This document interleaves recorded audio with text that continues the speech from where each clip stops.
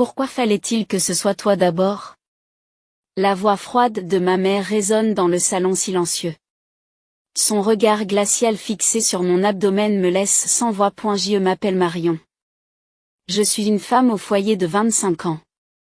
Ma sœur Tara a 3 ans de plus que moi et a toujours été la préférée de maman. Jusqu'au jour où je suis rentrée à la maison pour annoncer ma grossesse, j'avais espéré que mes relations avec maman s'amélioreraient, ne serait-ce qu'un peu.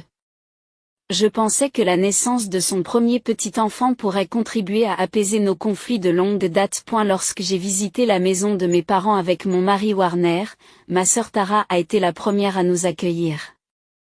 Marion. Cela fait si longtemps, nous accueillait-elle avec son habituel sourire joyeux. Le père était parti travailler, mais il serait bientôt de retour. Le visage de ma mère était manifestement tendu lorsqu'elle m'a vu pour la première fois. Cependant, dès qu'elle a remarqué Warner, elle a affiché un faux sourire. Oh là là, je n'ai rien préparé pour votre visite. Attendez un peu, dit-elle en se dirigeant vers la cuisine pour y apporter des biscuits faits maison. Ce n'était que des sucreries pleines de sucre. Maman sait que je n'aime pas les choses sucrées. Lorsque nous avons annoncé notre mariage, Warner avait mentionné qu'il aimait les sucreries, et elle s'en est souvenue, disant avec une inquiétude exagérée, « Oh, c'est vrai, Marion n'aime pas les sucreries, n'est-ce pas ?» Je suis désolée, tout en souriant à mon mari. Warner a répondu avec tact que la personne avec qui je mange m'importait plus que ce que je mangeais. Mère a simplement répondu par une brève hissée et s'est assise sur le canapé. Une fois tout le monde assis, j'ai pris une grande inspiration. Nous sommes venus aujourd'hui parce que nous avons quelque chose d'important à vous dire, commençai-je. En fait, je suis enceinte. Un silence pesant s'abattit sur le salon. Tara fut la première à réagir. Me félicitant avec un sourire radieux, Marion, félicitations. Pendant ce temps, l'expression de maman devenait de plus en plus sombre. Warner se leva et sortit pour répondre à un appel professionnel. Tara se dirigea vers la cuisine pour préparer le thé. Dès que je me suis retrouvée seule avec maman, son expression a changé du tout au tout. Pourquoi fallait-il que ce soit toi d'abord? La voix de maman tremblait de colère réprimée. Avant que je puisse répondre, elle a continué. Le premier petit enfant aurait dû être celui de Tara. Quelqu'un comme toi. Ce qui s'est passé ensuite était totalement inattendu. Maman s'est soudain levée et m'a donné un coup de pied dans l'estomac. La douleur était intense et je n'ai pas pu m'empêcher de crier. Maman, arrête. J'ai entendu Tara crier. Elle revenait de la cuisine et avait été témoin de l'agression de maman. Marion. Warner est arrivé en courant. Je suis resté recroquevillé sur le sol, endurant la douleur intense. Tara a immédiatement appelé une ambulance, tandis que Warner me soutenait et jetait un regard noir à ma mère. Cette dernière a commencé à s'excuser calmement. Pourquoi fais-tu tant d'histoires? Elle s'est juste cognée contre la commode. Mais Tara a explosé de colère. Maman, je t'ai vue. Tu as donné un coup de pied dans l'estomac de Marion. Alors que les sirènes de l'ambulance approchaient, j'avais du mal à garder conscience. Warner m'a tenu la main en me chuchotant que tout allait bien, que j'étais là avec toi. Tara pleurait en retenant mère. Et s'il arrivait quelque chose au bébé? Le cri de Tara a retenti lorsque les ambulanciers sont arrivés. Alors qu'il me soulevait sur la civière, je pouvais sentir le regard froid de ma mère. Dans ses yeux, j'ai vu concentrer toute la haine qu'elle m'avait adressée au cours des 25 dernières années. Tara m'a accompagnée pendant le trajet en ambulance jusqu'à l'hôpital. En tenant la main de ma sœur, je me suis dit qu'il était peut-être temps de mettre un terme à ma relation avec ma mère. Warner a dit qu'il suivrait dans sa voiture et nous a raccompagnés. Dans l'ambulance, Tara s'est excusée à plusieurs reprises. Je suis tellement désolée de ne pas l'avoir remarqué. J'ai réalisé une fois de plus à quel point ma sœur m'avait soutenue pendant toutes ces années. L'ambulance a poursuivi son voyage jusqu'à l'hôpital, baignée par la lueur des lampadaires. Allongée sur le lit d'hôpital, je me suis remémoré des souvenirs de mon enfance. Quand maman a-t-elle commencé à nous traiter si différemment, Tara et moi? Je ne me souviens pas exactement quand cela a commencé, mais il me semble que c'était avant que je sois en âge de comprendre. Maman était la reine de beauté locale et conserve encore aujourd'hui sa belle apparence. Tara lui ressemble comme deux gouttes d'eau et chaque fois que les voisins disaient « Tu es la fille de Patricia, n'est-ce pas ?» Maman rayonnait de fierté. Mais moi, qui tenais de mon père, j'ai toujours été la fille décevante de ma mère. Je me souviens encore très bien d'un matin de Noël où j'avais 8 ans et Tara 11. Des cadeaux joliment emballés étaient disposés sous le sapin. Lorsque Tara a ouvert sa boîte, elle y a trouvé une robe de marque à la mode. Ma mère a souri et a dit « C'est parfait pour Tara. C'est ma fille, après tout. » Puis ce fut mon tour. Quand j'ai ouvert ma boîte, il y avait un simple jean et un t-shirt, probablement acheté en solde chez Walmart. « Cela te va mieux, Marion. » À ces mots de maman, ma jeune personne n'a rien pu dire. Il n'y avait pas que les vêtements. Même les portions de nourriture étaient différentes. Ma mère conseillait vivement à Tara de manger plus, n'est-ce pas? En lui offrant des desserts faits maison, elle limitait mes portions. Marion, si tu veux garder cette silhouette, cela devrait suffire, tu ne crois pas? L'écart s'est encore creusé à l'adolescence. Tara était populaire à l'école et devint capitaine de l'équipe de Pom Pom Girls. Maman assistait à tous les matchs du week-end, prenant fièrement des photos de Tara. J'ai rejoint l'équipe d'athlétisme. Bien que j'ai fait de bons résultats, ma mère n'est jamais venue me voir. Elle prétextait toujours qu'elle était occupée. Mon père venait parfois me tapoter la tête en me disant que tu avais bien travaillé. Mais il était occupé par son travail et ne semblait pas s'apercevoir de la complexité de la dynamique familiale. À eu lycée, j'ai progressivement commencé à réaliser que ma situation n'était pas normale. Le tournant a été une conversation avec ma meilleure amie Serena. « Marion, ta mère est trop cruelle », m'a-t-elle dit un jour. Je l'ai regardée avec surprise. Qu'est-ce que tu veux dire par là? Elle achète des vêtements de marque à Tara. Mais pas à toi. La voix de Serena s'est éteinte. Ma mère ne ferait jamais une telle discrimination entre ses enfants. Ces mots m'ont fait comprendre pour la première fois que ma famille n'était pas normale. En même temps, je savais que Tara n'était pas au courant de ma situation. Ma sœur croyait sincèrement que je préférais les vêtements simples. Marion, tu as une si belle silhouette, tout te va, me disait Tara. Parfois, elle me proposait de me prêter ses vêtements, mais ils m'allaient rarement et je ne pouvais donc pas les porter. Le traitement discriminatoire de ma mère devenait particulièrement sévère lorsque Tara ou mon père n'étaient pas là. Lorsque nous étions seuls, elle m'attaquait sans pitié. Quand je pense que j'ai dû donner naissance à un enfant comme toi. Tara aurait suffi. Pourquoi ne peux-tu pas lui ressembler? Chaque fois qu'elle me lançait de tels mots, j'avais l'impression que mon existence même était niée. Mais je savais que pleurer ne ferait que susciter des mots plus durs, alors je retenais désespérément mes larmes. Mes camarades de classe s'inquiétaient pour moi. Le jour de mon 16e anniversaire, Serena et d'autres m'ont secrètement organisé une fête. Je n'ai rien reçu de ma mère, mais la jolie trousse de maquillage que mes amis avaient choisie pour moi reste encore aujourd'hui un précieux trésor. C'est à cette époque que j'ai décidé de quitter la maison.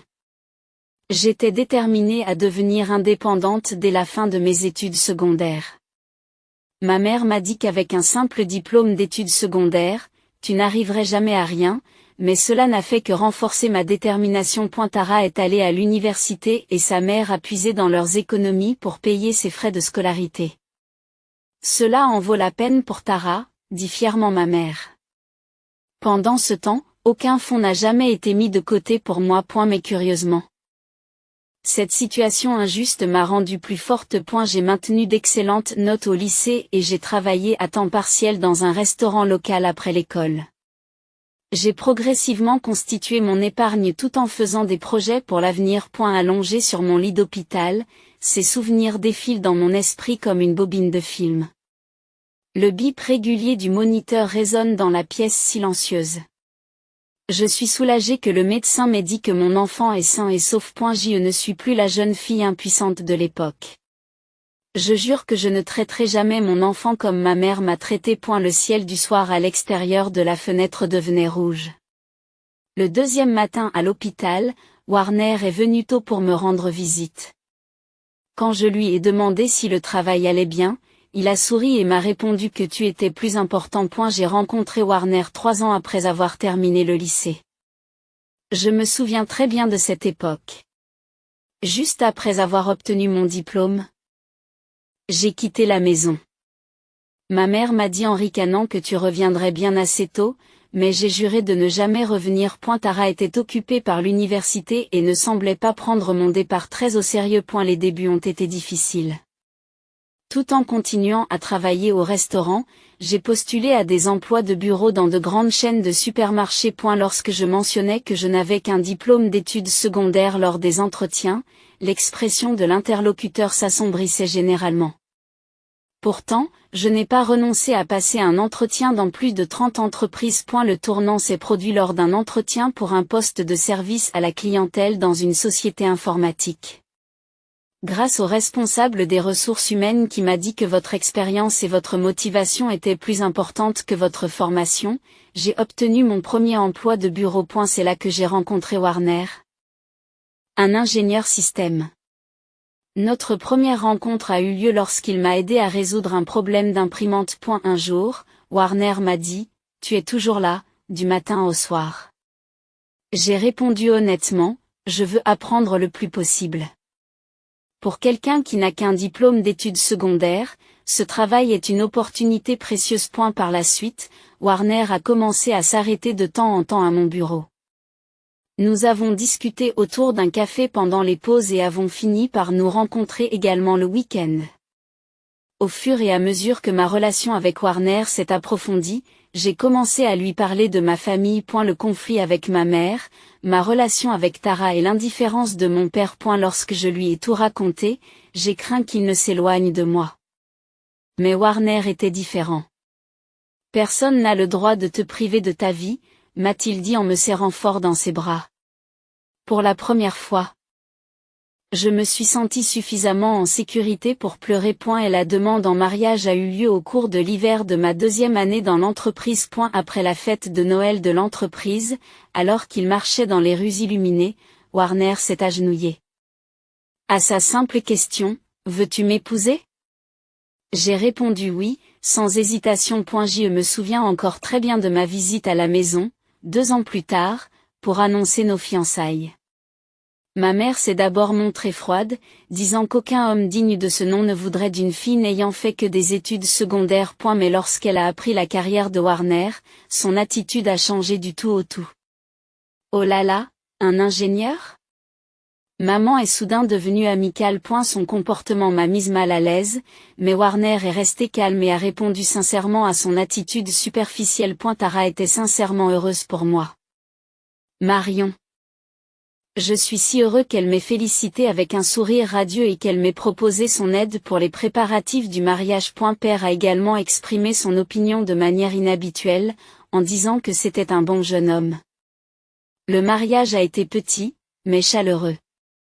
La mère a souri pour sauver les apparences. Elle n'a pas oublié de me chuchoter à l'oreille lors de la réception. Je ne pense pas que cela va marcher, mais je n'avais plus la capacité d'être blessée par ces paroles. Notre nouvelle vie m'a permis de découvrir pour la première fois une famille normale. Les parents de Warner m'ont accueilli chaleureusement comme leur propre fille.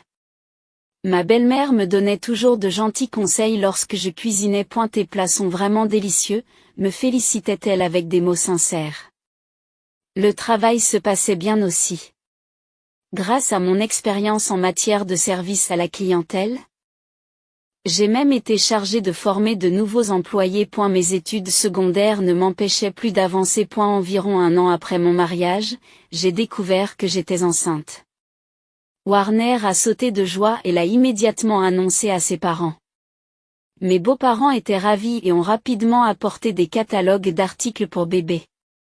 Cependant, j'ai hésité à le dire à ma famille. Et si ma mère l'apprenait, je savais qu'elle dirait quelque chose. Pourtant, une petite partie de moi espérait que le bébé changerait ma relation avec elle. Cet espoir restait dans un coin de mon cœur. J'irai avec toi, dit Warner. Nous avons contacté Tara à l'avance et fixé la date. Ce jour ressemble maintenant à un cauchemar alors que je suis allongée sur ce lit d'hôpital. Le léger parfum du bouquet que Warner a laissé dans la chambre d'hôpital me parvient point ces mots, c'est notre tour maintenant, m'ont profondément touchée. Indépendamment de la mère, j'ai mon mari aimant et notre bébé qui arrivera bientôt. C'est un bonheur que personne ne peut m'enlever point madame, c'est l'heure de la tournée. La voix de l'infirmière m'a ramené à la réalité. Tandis que le moniteur continuait à émettre des bips silencieux, j'ai poussé un profond soupir. Les choix à venir ne seront pas faciles. Mais il n'y a plus de retour en arrière possible. Il y a une petite fracture dans l'os, mais heureusement, il n'y a pas d'effet sur le fœtus. Dans la salle d'hôpital, tout le monde a poussé un soupir de soulagement en entendant les paroles du médecin. Tara m'a serré la main et Warner a hoché profondément la tête. Mais le soulagement n'a pas duré longtemps. La porte s'est ouverte et le père est entré avec sa mère, Marion. La voix du père était clairement empreinte de détresse. Tara nous a appelés. C'est vrai? Tu l'as fait? La mère garde son attitude habituelle et commence à trouver des excuses. Qu'est-ce que tu racontes? Marion s'est heurtée elle-même à la commode. Mais Tara s'est levée. Ça suffit. La voix de ma sœur a résonné dans la chambre d'hôpital. Je l'ai vu. Je t'ai vu donner un coup de pied dans l'estomac de Marion, maman. Le visage de mon père s'est vidé de ses couleurs. Ce n'est pas possible. À ce moment-là, il y a eu un visiteur inattendu. L'assistante sociale de l'hôpital. Puis-je vous parler? Bien que le ton soit doux, il y avait une grande détermination dans ses yeux. Mère s'est soudain effondrée en pleurs. On me fait passer pour la méchante. Tout le monde se ligue contre moi. Cependant, personne n'a été ému par le comportement de la mère. L'assistante sociale a réglé la situation calmement mais fermement. Il s'agit clairement d'un cas de violence. Étant donné que la victime est enceinte, l'affaire sera traitée plus sérieusement. L'expression de la mère s'est figée à ces mots. Je peux faire un rapport à la police, poursuit l'assistante sociale. Cependant, si vous voulez prendre le temps d'en discuter en famille, Tara prend la parole. Marion, disons tout maintenant. J'ai pris une grande inspiration. Oui, il n'y a plus besoin de se cacher. Il était temps de parler de tous les mauvais traitements que j'avais subis de la part de ma mère au cours des 25 dernières années. Papa, commençai-je d'une voix tremblante. C'est ce que je subis depuis le début. Et j'ai commencé à parler. Le traitement discriminatoire depuis l'enfance, les jours où l'on me méprisait, les innombrables mots sans cœur. La façon dont maman jouait la mère aimante quand elle était avec Tara, mais changeait complètement quand elle était seule avec moi. Marion. La voix du père tremblait. Pourquoi ne me l'as-tu pas dit plus tôt? Je n'ai pas pu. J'ai essuyé mes larmes. Maman a toujours agi comme une bonne mère devant toi et Tara. Je pensais que personne ne me croirait. Tara s'est couvert le visage des deux mains. Je suis désolée. Marion. Je ne l'avais pas remarqué. À ce moment-là, maman s'est soudain levée et a crié. C'est ma faute? C'est parce qu'elle était laide et inutile. Tara était belle et excellente comme moi, mais elle se tait. La voix du père a coupé les cris de la mère. C'était la première fois que j'entendais mon père, d'habitude si doux, utiliser un tel ton. Tu n'es pas digne d'être mère, les mots de mon père étaient lourds. Je ne te laisserai plus faire de mal à Marion. L'assistante sociale s'est mise à parler doucement. Dans cette situation, je recommande de demander une ordonnance restrictive. Et aussi de faire appel à un psychologue. Et la mère s'est soudain jetée sur mon lit. Espèce d'enfant ingrat. Après d'avoir élevé, Warner et le père ont rapidement maîtrisé la mère. Les infirmières se sont précipitées et la chambre d'hôpital a été temporairement en proie au chaos. Ce soir-là, le père a annoncé sa décision de divorcer de sa mère. Marion. Je suis vraiment désolée. J'aurais dû m'en apercevoir.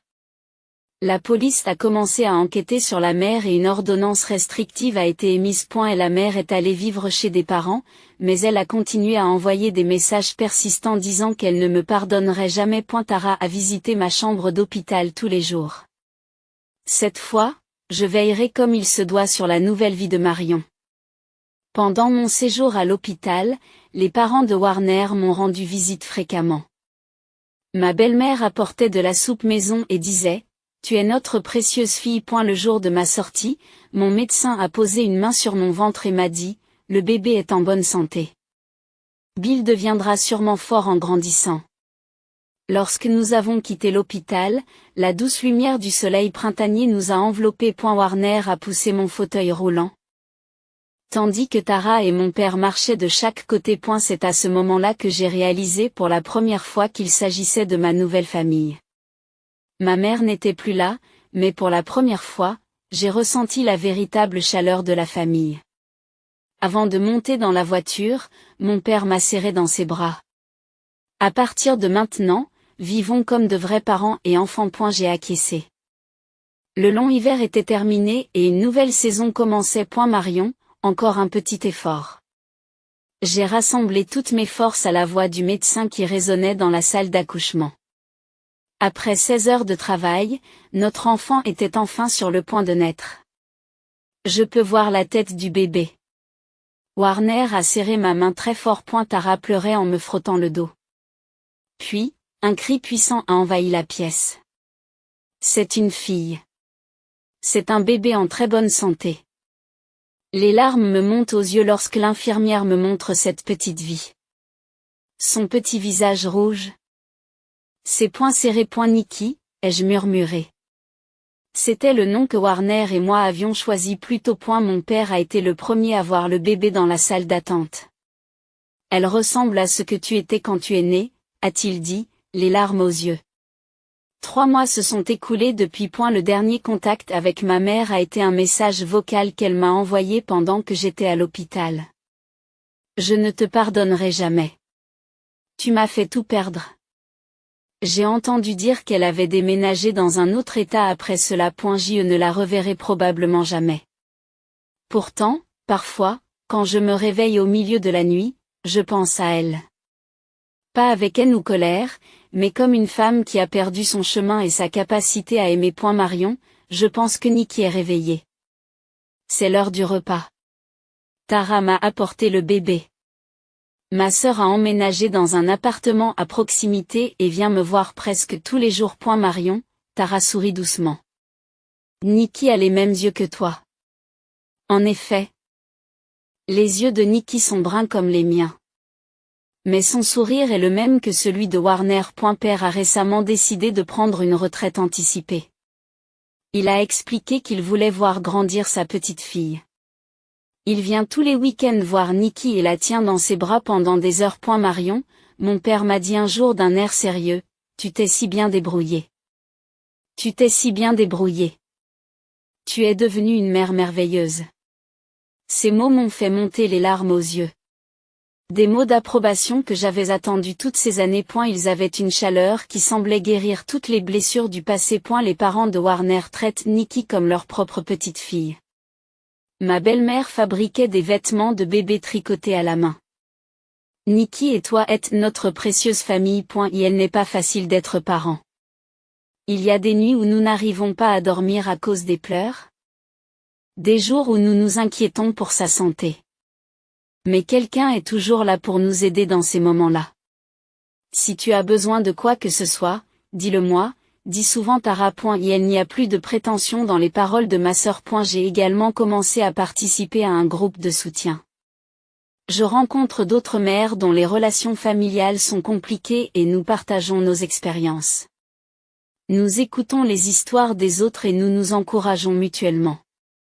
J'y apprends que je ne suis pas seule. Grâce au soutien de tous, je suis devenue plus forte. J'ai pu partager mon expérience pour la première fois lors d'une réunion récente.